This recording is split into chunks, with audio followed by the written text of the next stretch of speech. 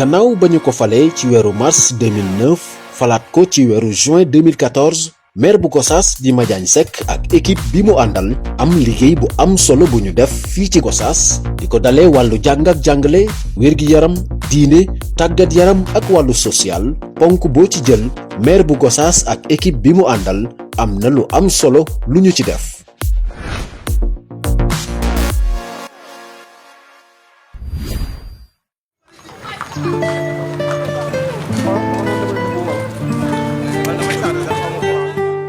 jàng ak jàngale di lu am solo ci ëllëgu askan loolu le maire bu Gossas xam ba tax mu tabax lim bu takku ci ay salle de classe fii ci Gossas. benn abri moo fi nekkoon benn mbaar mu dindi ko may def fi benn salle de classe donc loolu lu mën a wax la am na l'ancien service social li ñu waxoon nga xam ne bâtiment la bu nekk dend ak école bi moo ko jox école bi ma soxlaa encore nga xam ne effectif mi ngi yow xale ñi ma bind ko. daf ma ko jox mettre ko à ma responsabilité aujourd'hui daf ñuy servir de salle de classe aussi de magasin gënoon na ëpp loolu sax ba fi nga xam ne budokaay yi fi la nekk ci ginnaaw lépp ci la bokkoon loolu mu def fii nag daanaka day traverser école Gossas yëpp. ginnaaw école maternelle Souleymane Ba bu Gossas mairie bi tabax na itam salle de classe fii ci école Serigne Thierno Diaw bu Paxa lu ni mel la def ci école élémentaire bu Njambul def ko itam ci école élémentaire bu Kër El Hadj Malick Sy. En 2009 lañ ma fi affecté ci école bi ma fekk fi 3 abris provisoires ci diggante 2009 ak 2012 ci noonu ma xam ne ni vraiment ay jafe-jafe la ci njàngale mi bon ma également souligner ce problème là à nos autorités au niveau de l'IEF mais dama toog ba un jour bon la municipalité la mairie moo yebal fi ay nit pour dans le cadre du BCI pour ñu def fi un bloc de 3 classes. Ensuite l'année qui a suivi des volontaires français également toujours dans la coopération entre la mairie de Gossas ak ces volontaires français ñu ñëwaat également fii nii suma école tabaxal ma benn bloc de toilettes bu quatre blocs de toilettes quoi. loolu bu weesoo également bi ma fi ñëwee école bi amuloon courant. Bon c'est le maire en question également moo ma dimbale ba courant bi dugg ci école bi également au niveau du codec chaque fois bu ñuy defee essai bon donc dañ koy solliciter un appui donc de façon ponctuelle également daf ñuy comment dirais-je encore daf ñu ci dimbale. On avait posé le problème ci conseil municipal il faut poser problème bi wax dëgg yàlla le maire duñ ko avant le maire avait vraiment pris acte par rapport à cette doléance léegi nag bi le moment venu bi mu ñëwee vraiment il avait décidé vraiment octroyer école Kër Hadj benn classe benn salle de classe biñ ko fi njëkkee sollicité je pense qu'il y a 3 ou 4 ans wala 5 ans de cela vraiment nous avait octroyé un ordinateur waaw vraiment mu jàppale ñu ci liggéey bi lool.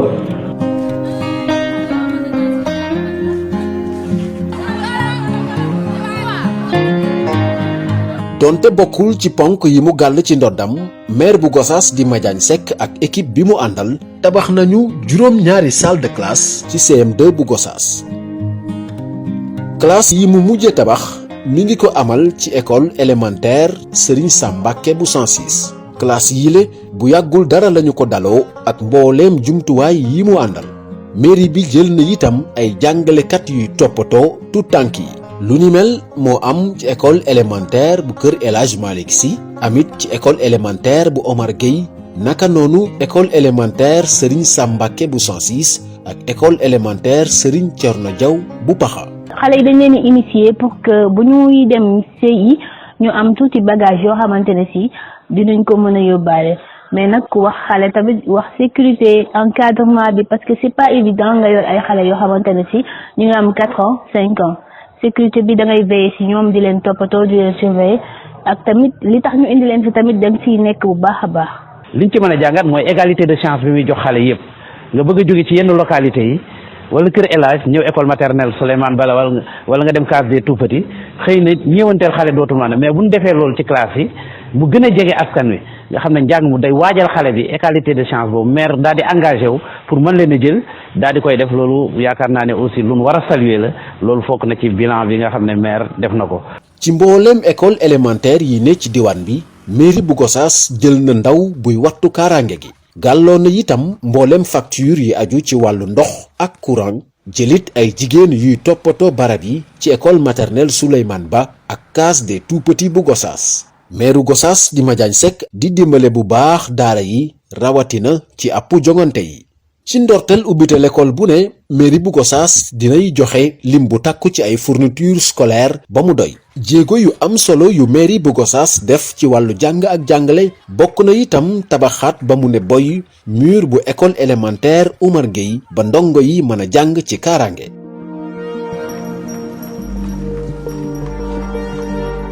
ci wàllu wér-gi-yaram maire Gossas di Madiagne Seck ak équipe municipale bi mu àndal gàlloo paju ñenn ci askan wi lëkkaloo ci ak kuréel gii di couverture maladie universelle bu Gossas. li ñu njëkk dafa moo jël ñu gérant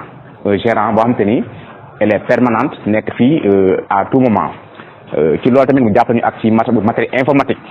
te ñu ordinateur boo xam te ni jumtukaay yu xarale yoo xam te ni dana permettre gérante bi mu mun a liggéeyam ci loolu aussi mu ne du ma yem foofu. dinaa jël une part de la population jël 100 bénéficiaires chefs de ménage envoyé ci mutuelle de santé bi fay leen ku nekk 3500 su ko defee ñoom suñuy jotee seen livret de membre di mën a dem di am ay prestations yoo xamante ni mutuelle bi dina leen gàddul 80% des montants de la prestation. ñuy dox di dox ba lu ñuy wax seemi élèves ñëw premier ministre Mohamed Boun Abdallah Dionne comprendre loolu jël l'ensemble des élèves du département. jox leen une participation de 500 francs par élève parce que élève bu nekk mu ngi war a joxe 1000 francs mu jox ñu xaalis bu bari muy 11 millions ñu ne élève bu nekk am nga ci téeméer mais élève bu nekk ñoo cotiser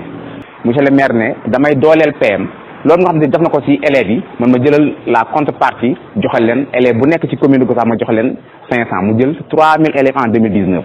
en 2020 cotisation PM ba mu jeexee mu jël l'ensemble des élèves cotiser ku nekk 1000 francs cotiser ku nekk 1000 francs ñu jox leen ay 4 semi élèves en 2020 2021 aussi tamit il l'a renouvelé année scolaire bii ñu tàmbalee tamit nga xam te ñu ngi jëm ci 2021 2022 tamit daf na engagement yi pour mën a jël élèves yi nekk ci commune bi yëpp boole koog 100 bénéficiaires yi nga xam te mu ngi doon jël chaque année. ndimbal liy jóge ci mairie bu Gossas ci wàllu wér-gi-yaram egg na ba ci centre de santé bu Gossas fii mairie bi mi ngi taxawu bu baax comité de développement sanitaire bu Gossas at mu ne ngir askan bi mën a faju ci seen teeyu bakkan. médicaments yi dañ ciy am appui le personnel de charge dañ ciy appuyer ak carburant man nag yàgguma fi mais bi ma ñëwee léegi jot naa benn appui bu 3 millions en médicaments personnel bi aussi vraiment personnel bi nga xamante ni personnel de charge bi pratiquement majorité bi mairie bi moo leen fa indi donc ñu ngi toll ci 23 personnes yoo xamante ni mairie bi ñoo leen fa indi. man ak samay morom moo ñu jël. ñu def suñu formation 3 ans CETEF école Monsieur Fall ñu génn yore fu ñuy diplôme mu laaj ñu ko jël ñu ñuy liggéey fee ci hôpital te mu def ko te yàlla tax xool ci dara lu dul yàlla rek tax. ñu génnee am suñu CAP nag monsieur le maire moo ñu recruter man ak samay morom 10 lañu woon moo ñu recruter yóbbu ñu hôpital Gossas ñu fay liggéey comme aide-soignante. amuñu benn problème aussi ñuy am suñu motivation tamit. ak li nga xam ne jaamu yàlla la nga koy def tamit te bëgg ko. monsieur le maire daal géej la saa sooy xuus di gën a tooy mais du àgg fa nga jëm. ngir fexe ba askan bi mën a jote ci barabu fajukaay yi tax na ba mairie bu Gossas tabax case de santé fii ci kër El Hadj Malick Sy dimbali na lool askan wi rawatina ñi fare ginnaaw raay mboolem liggéeykat yi fi ne mairie bu Gossas moo gàlloo seen payoor. balaa le 5 ñu jot li ñu moom. donc loolu dañ koy sant yàlla bu baax a baax sant ko Madiagne Seck te xam aussi njëriñu Madiagne ci Gossas muy ci social muy ci yëg nit fonk kàddoom fonk doomu aadama donc kooku c'est la première fois Gossas am ko ci Madiagne Seck donc man li may wax ka rek mooy di ko ñaanal à chaque fois te xam ne man sa bopp man en personne Assane Sow mënuma ko fay man ak sama njaboot ak fu mu munti nekk ñu ngi ci gannaaw.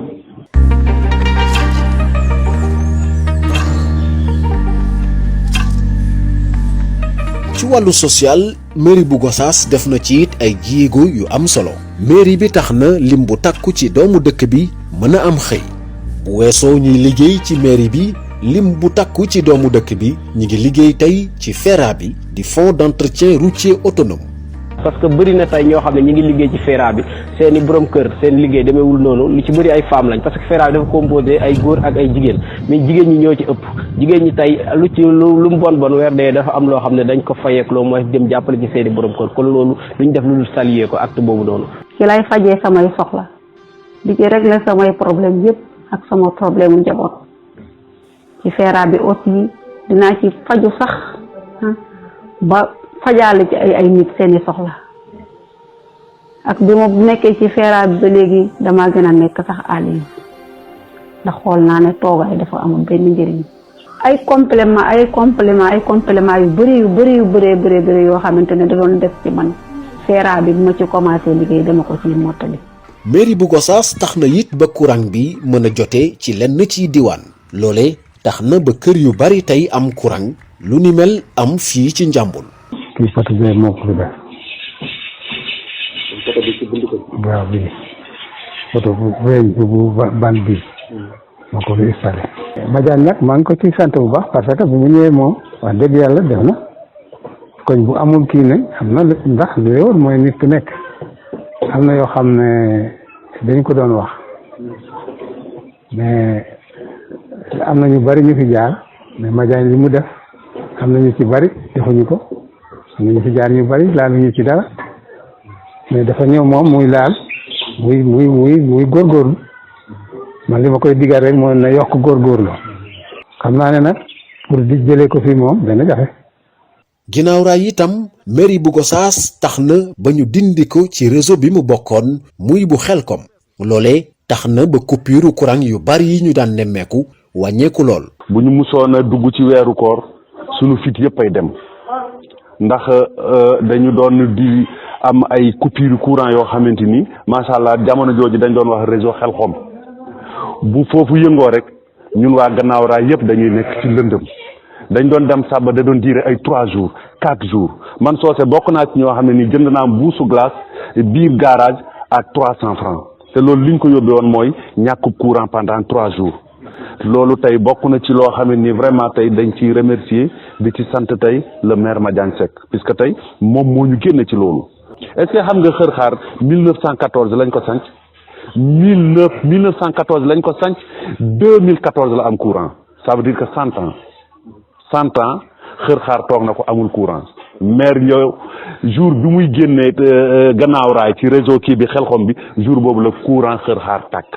jéego yu mairie bu Gossas def bokk na itam ci wàllu diine at mu ne Madiagne Seck ak équipe bi mu àndal ñi ngi taxawu kilifa diine yi ci mboolem yëngu-yëngu yi ñuy amal ci diwaan bi muy korité wala tabaski mairie bu Gossas dinay jàppale mbooleem imaam yi jiite ci barabu jullikaay yi ne ci diwaan bi ngir wormaal ñiy génn àdduna fexe itam ba seeni njaboot bañ a am benn jafe-jafe tax na ba mairie bu Gossas daloo corbillard lu ni mel di dimbale bu baax njaboot yi rawatina ñii seen loxo jotul seen ginnaaw muy lu diine rafetlu lool itam. te l'islam dafa bëgg koo xam ne lu suturaal néew tey nga yore néew teg ko ci sare romb ñëpp di xool wax dëgg yàlla loolu tey bu yàlla defee tey ñu am la xam ne jëlee nañu ko fii dañ ciy sant yàlla bu baax a baax l'islam ci boppam loolu leen bëgg néew dañ koy suturaal te corbillard bi sutura la da nga doon gis nit génn àdduna fii ñu filmé ay Njaga Njaay wala ay car rapide di ko yóbbu fii ba Touba te yàlla def na tey loolu yëpp yàlla jëlee nañu ko fii kon nag lu ñu def lu ñu imaam yi ñu ngi koy rafetlu di ci sant yàlla bu baax a baax. ginnaaw barabu gànnawaay yi mu tabax ci marché Sam Madiagne Seck ak équipe municipale bi mu àndal tabax nañu itam jumtuwaay bu ñuy wëgge muy lu am solo ci mala yi rawatina yiy ñëw ci marché bi samedi bu ne.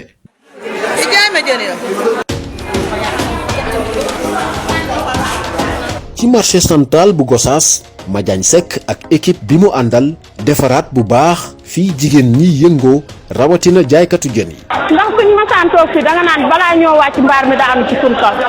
te gis nga mbaar mi ni mu ko defaree waat ñu nekk ci kër gi di jaay di am suñu wërsëg suñ maire bi kenn melul ni moom defaraat na marché bi bu baax kontaan nañ bu baax ñoo ngi liggéey bu ñu yewoo 4 heures du matin dem marché Kaolack jënd suñuy jën ñëw jaay jigéen ñi di ñu xaar bu ñëwee ñu jaay ñoom it ñu am ci ñun am ci ñun daal ñoo ngi ñaanaat yàlla daal mu toogaat ñun bu toogaatee daal 3e mandat li ñu desee pour ñu def war koo eggale Gossas dina egg ci kattanu yàlla. yéen a ngi déglu Gossas FM 101.9. gulet ci maire Madiagne Seck Gossas am rajo municipal bu ñuy teewlu ci fréquence bii di 101.9 mégahertz fépp ci département bu Gossas. Vous écoutez Gossas FM. mairie bi tabax na itam garage bu bees tàq boo xam ne mboolem ñi yëngu ci wàllu transport daañu ko mën a daloo fileeg diir bu gàtt.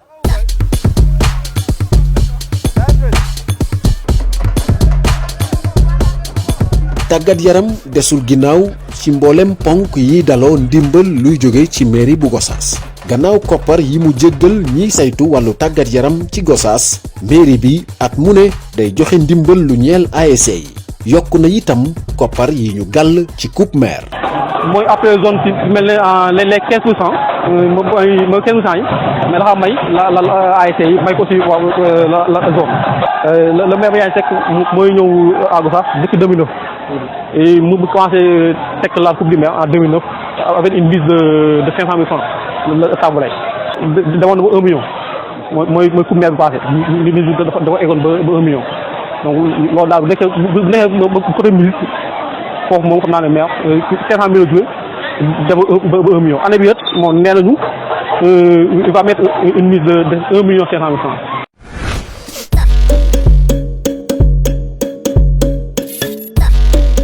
mboolem jéego yu am solo yi mu def ci Gossas Madiagne Seck jàpp ne loolu yépp mi ngi ci ginnaawam maire bu Gossas am yéene ak gale mboolem naal yi ñu sumb ci Gossas ak yeneeni projet yu ñu war a doxal ci dëkk bi. tey jii ñëpp d'accord nañ ni il nous faut un abattoir moderne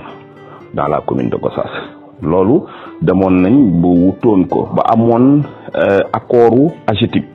mais AGETIP plan bi ñu joxoon donc construction rek la woon donc mur ainsi de suite mais amul woon équipement léegi nag moom moo tax ñun commune bi ci boppam ci budget commune bi inscrire nañ ren loo xamee ni donc abattoir bi incha allahu rabi en 2022 bëgg nañ réaliser abattoir moderne bi. tey boo demee gendarmerie da nga fa fekk xar yu bari yoo xamee ni dañ leen a jàpp nga xam ni donc fourrière la donc parce que amuñu feneen fu ñu leen yóbbu donc tey Gossas dafa nécessité donc ñu am fourrière municipale. tey boo gisee Njàmbur am na beneen quartier boo xamee ni mu ngi fa judduwaat après ñun bi ñu fa defee extension électrique bi ba pare donc il faut que foofu aussi ñu yóbbu fa électricité bi ak ndox mi donc ñaar yooyu aussi priorité la loolu am Njàmbur moo am aussi Dangulebu aussi gis nañ ni y a beneen quartier boo xamee ni aussi donc am na fa moo am aussi dans le 106 côté marché Sam bi donc il faut donc le réseau hydraulique nga xam ni côté boobu ak le réseau électrique loolu aussi il faut que ñu am ko. gare routière bi defar nañ ko ba pare defe naa ni ci fan yi néew dinañ ko inaugurer mais suñ ko inaugurer bañ déplacer fële fi nga xam ni gare routière bi mu nga fa woon donc tey dafa am ñaari objectif yu ñu fa am donc yoo xamee ni ñu fi mooy jardin public tey c'était une demande forte de la population jardin public bi donc tey incha allah rabi en 2022 waxuma sax mandat bi di ñëw mais bu ñu falaatee rek dinañ ko commencer Gossas am jardin public digne de son nom donc centre commercial. c'est un objectif boo xamante tey jii fi gare routière bi nekk actuellement gare routière bi fi mu nekk ni au centre ville am nañu perspective pour def un centre commercial digne de son nom parce que pour Gossas nag aujourd'hui mérite un centre commercial boo xamante ni bu mag la boo xamante tey jii ñëpp fa la ñu nekk ensuite ñu def li nga xam ni une banque parce que ñu ngi négocier ak des banques de la place donc pour que aussi parce que xoolal lu toll ni chef-lieu de département Gossas amul structure bancaire loolu aussi c'est un problème donc bu ñu defee centre commercial bi def fa banque loolu aussi donc xel nangu na ko dañu def aussi lotissement boo xamee ni c'est dans le Jaxaaw lotissement bi donc avec les 100 000 logements sociaux négocier nañ ak état négocier nañ ba am ci loo xamee ni commune de Gossas nga xam ne dañuy créer un nouveau quartier dans le Diakhao quartier boo xamee ni donc day am donc personne kii yu ma la wax noonu yëpp des routes goudronnées am ay un marché am aussi donc lépp loo xamee ni infrastructure moderne la boo xamee ni donc ville yi war nañ ko am donc loolu aussi ci perspective la demoon nañ ba éradiquer li ñuy wax donc abri provisoire dans les écoles élémentaires malheureusement gis nañ ni dans le 106 bi nga xam ni ci mois bi pratiquement ci mois de septembre lañu réceptionné 2 salles de classe yi teg ko ci loxoy population yi gis nañ ni amaat na abri provisoire loolu tamit perspective la ba nga xam ni abri provisoire bien vrai que ñëpp xam nañ ni état moo war a tabax ay salles de classe mais ñun au niveau de la commune de Gossas dañ ni loolu duñ ko bàyyee ak état ñun on se bat ba nga xam ni au niveau de la commune dootu am benn abri provisoire ñu ciy profité waale di nag defar toutes les donc toilettes yi nga xam ne moo nekk ci école yi nga xam ne moo nekk ci dëkk bi yëpp léegi hôtel de ville bi tey ñëpp d'accord nañ hôtel de ville bi ça date de très longtemps ça date de Théophile Diams donc tey jii war nañ ko réhabiliter pour que am donc hôtel de ville digne de son nom parce que tey ñëpp d'accord nañ hôtel de ville de Gossas tey jii n'empêche yàgg na mais bokk na ci hôtel de ville yi gën a rafet ci Sénégal mais war nañ ko réhabiliter donc tey jii on a besoin aussi des bureaux supplémentaires salle de fête bi war nañ ko réhabiliter parce que dañ ñëpp d'accord nañ am ay écho loolu aussi bokk na ci perspective yi nga xam ni war nañ ko def ñëpp gis nañ dispensaire u Kër El Hadj bi ñëpp gis nañ njariñ li mu am ci quartier périphérique yi nga xam ne moo nekk côté Kër El Hadj loolu ñu def Kër El Hadj donc ñu defar benn dispensaire à Njàmbur loolu moom c'est déjà calé loolu aussi bokk na ci yi nga xam ni perspective yi nga xam ni donc commune bi ñun am nañ ko donc ci biir dëkk bi